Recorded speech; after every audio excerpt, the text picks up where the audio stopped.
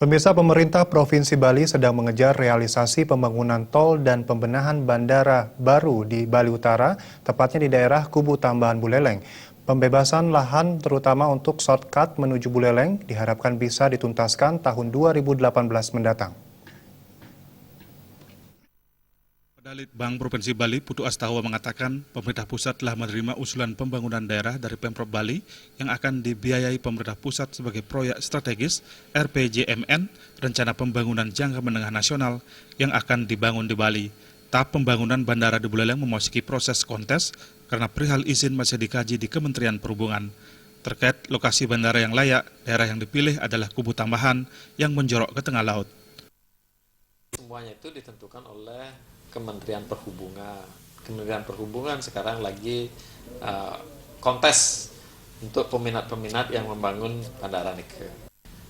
Yang dengar baru dua nih, dari pihak Canada Genesis, AKC Nike, sama pembangunan Bali Mandiri. Yang di feasibility study Nike adalah di daerah Kubu Tambahan Nike. Proyek lainnya yang akan dikebut adalah pembangunan jalan tol tembus ke Buleleng yang juga masih dalam kajian pemerintah pusat.